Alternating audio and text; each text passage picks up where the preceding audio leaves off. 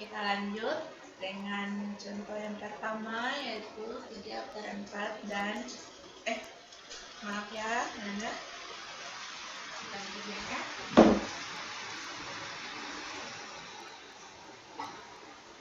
contoh yang pertama yaitu tadi contoh yang kedua ya. Contoh yang kedua 3/4 dan 2/3. Nah, siapkan ya anak-anak.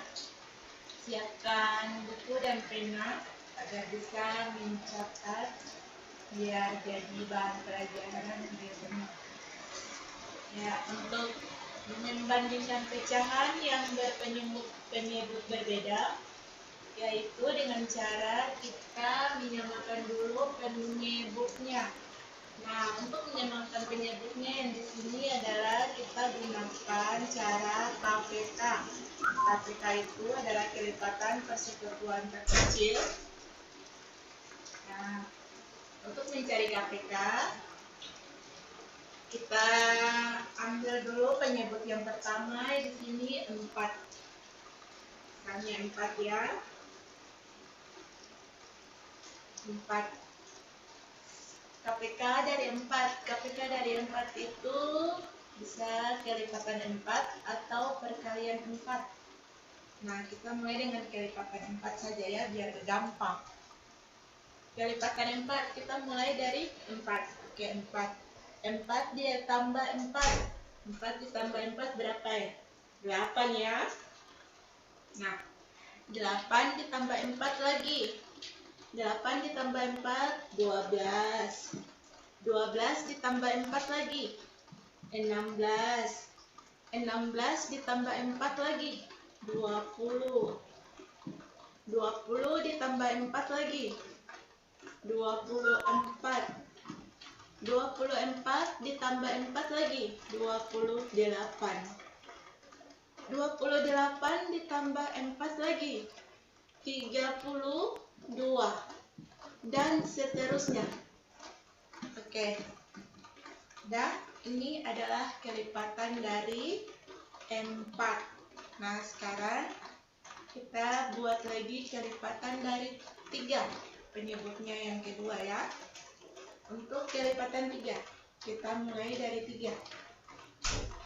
3 ditambah 3, 6.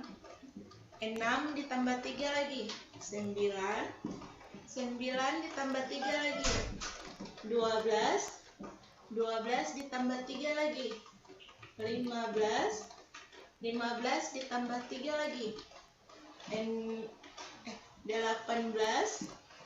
18 ditambah 3 lagi, 20.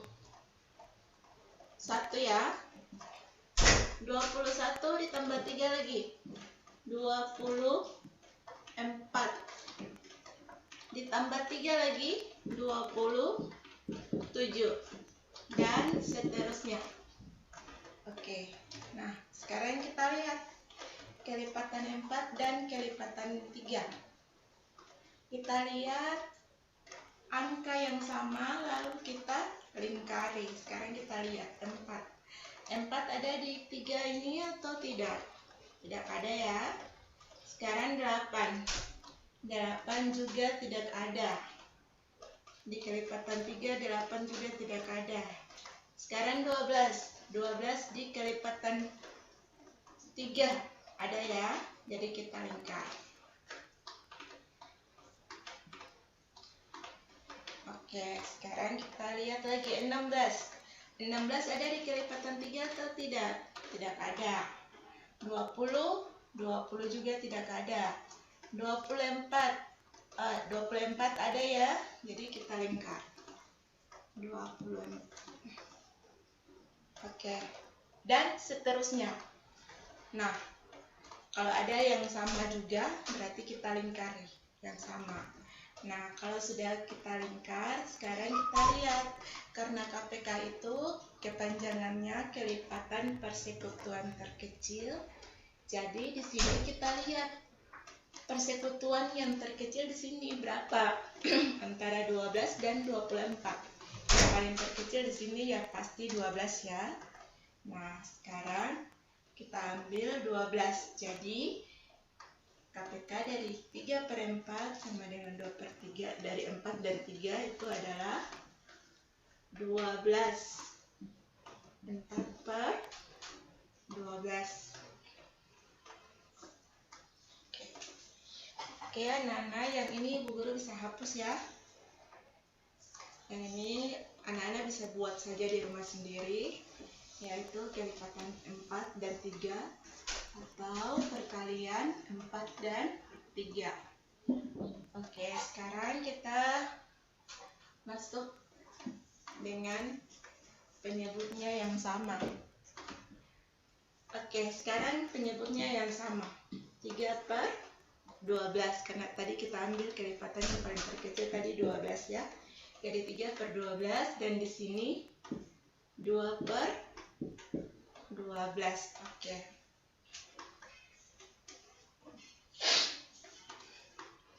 Nah, sekarang penyebutnya sudah sama.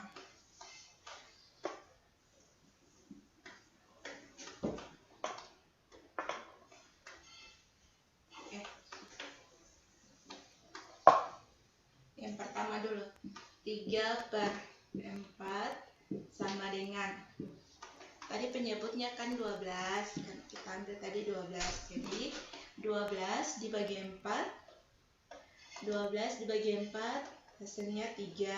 3 dikali 4 sama dengan 12. 12 dibagi 4 3, 3 dikali 3 jadinya 9. Nah, sekarang 2/3.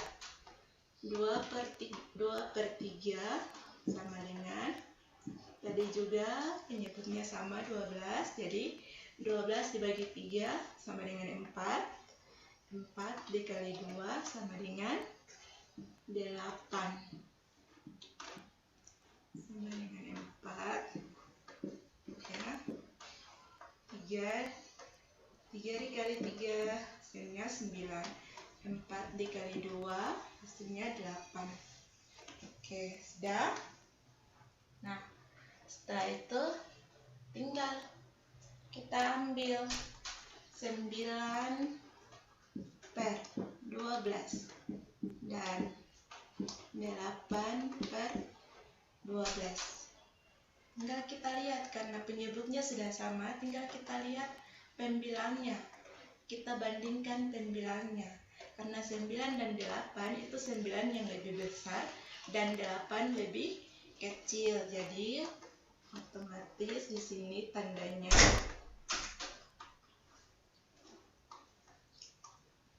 Bu Guru hapus dulu ya, karena papannya tidak cukup ini.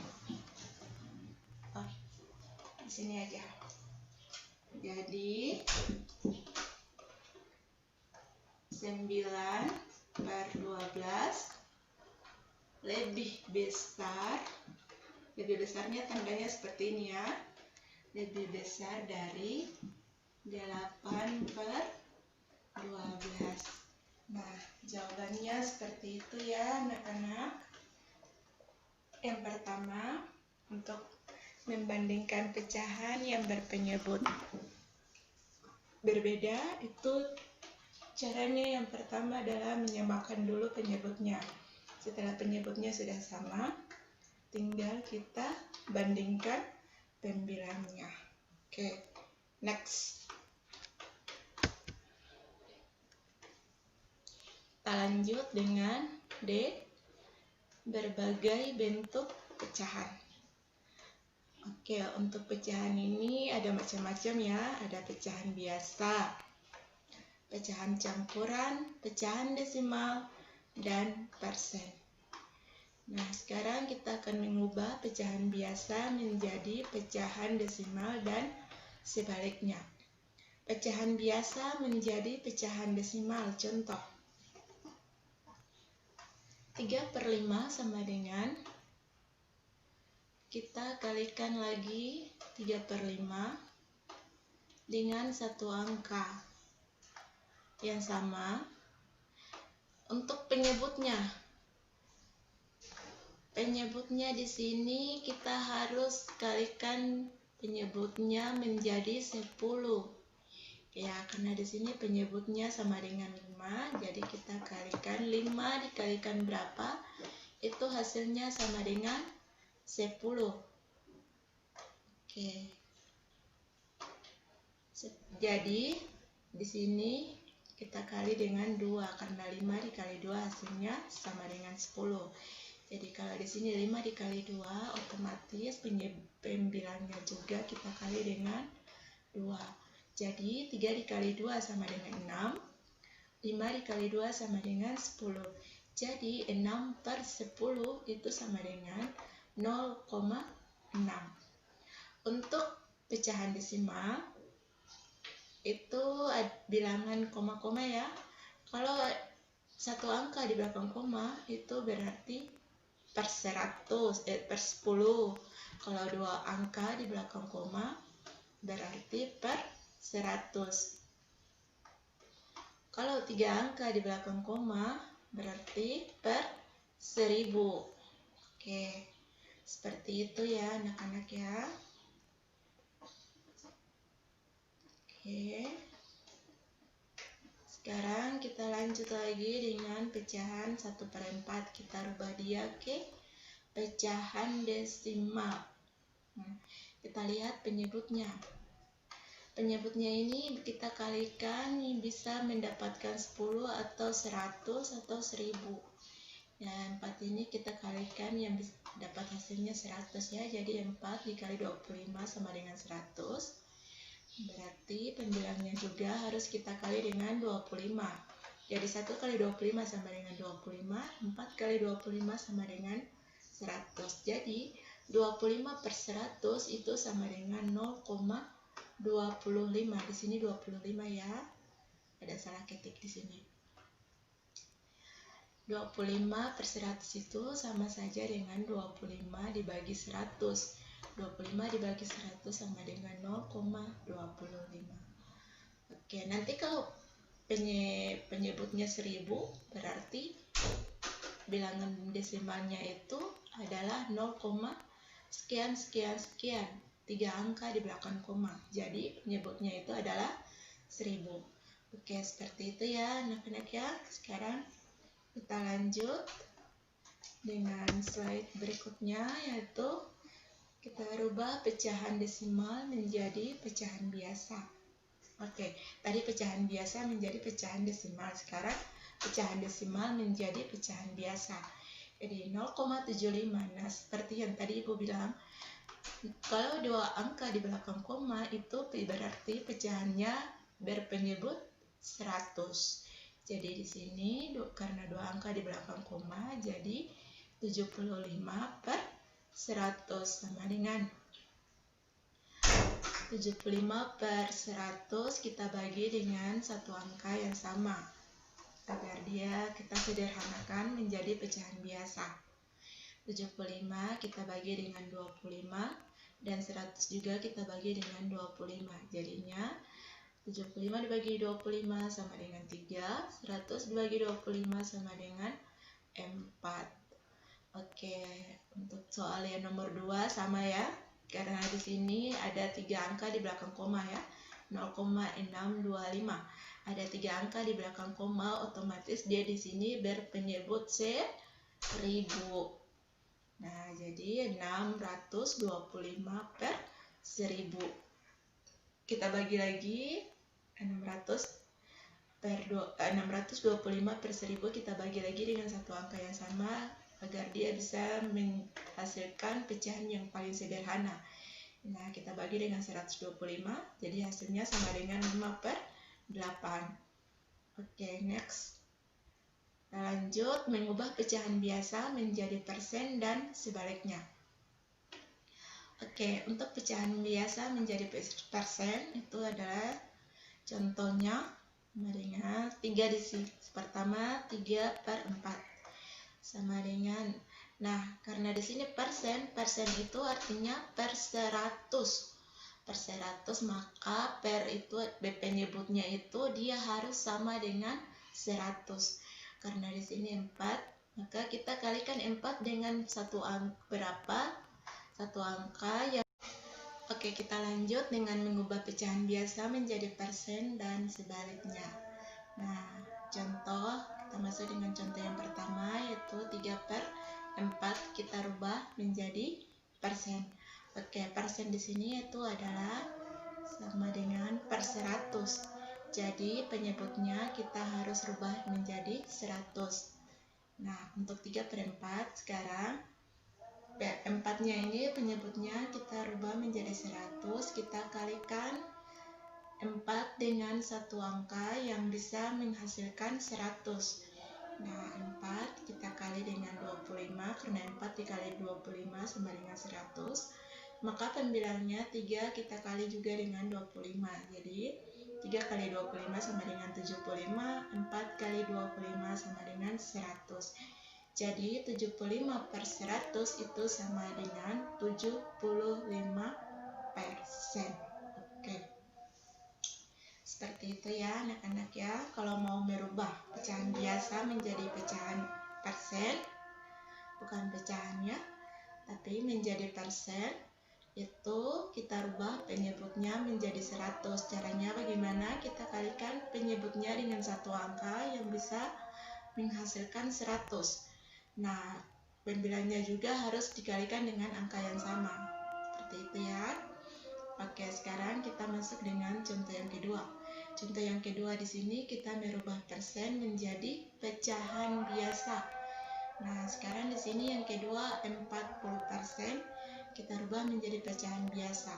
Karena di sini 40% otomatis dia menjadi, kita rubah ke pecahan, dia berubah menjadi 40/100. Karena persennya ini adalah per 100, maka di sini 40/100.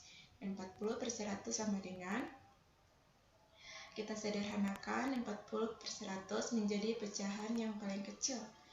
Jadi 40/100 kita bagi dengan satu angka yang bisa dibagi juga dengan penyebutnya dan menghasilkan pecahan yang paling sederhana. Oke, sekarang 40 kita bagi dengan 20. Jadi 100 juga kita harus bagi dengan 20. Jadi 40 dibagi 20 sama dengan 2. 100 dibagi 20 sama dengan 5.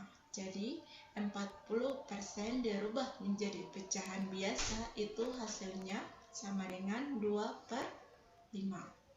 Oke, next. Lanjut. Selesai ya. Oke, anak-anak. Nah, sampai di sini pertemuan kita pada hari ini. Dan sekarang tugas anak-anak adalah buka di lembar kopiannya. Lembar kopian halaman 3 ada latihan 1. Nah, itu nanti dikerjakan di rumah. Jangan lupa untuk mengerjakan soal matematika itu penyelesaiannya itu harus pakai dia punya jalan, ada dia punya cara penyelesaiannya. Jangan sampai langsung masuk pada jawaban akhir. Misalnya 4/3 disederhanakan, langsung di sini tulis 2/5, jadi 4/3 sama dengan 2/5.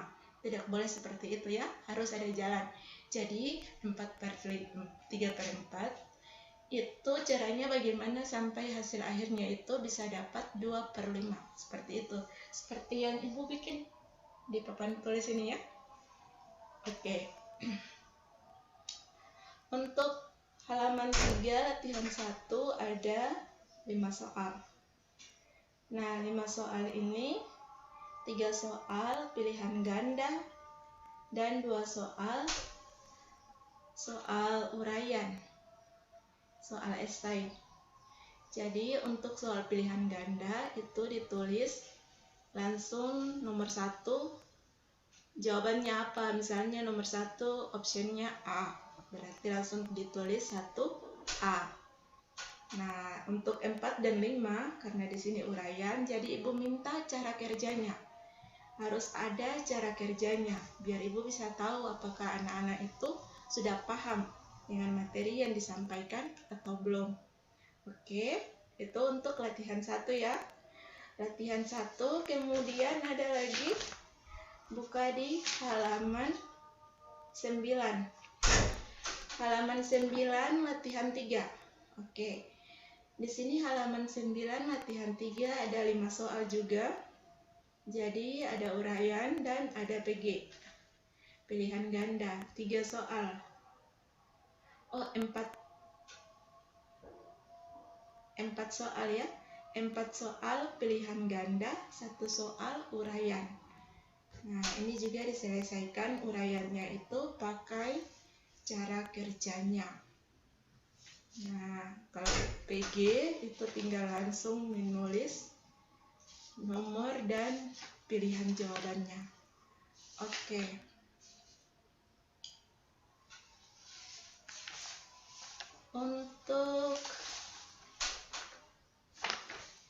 Jadi tugasnya itu ada di latihan 1 halaman 3, terus latihan 2 halaman 6 ya. Latihan 2 halaman 6 dan latihan 3 halaman 9.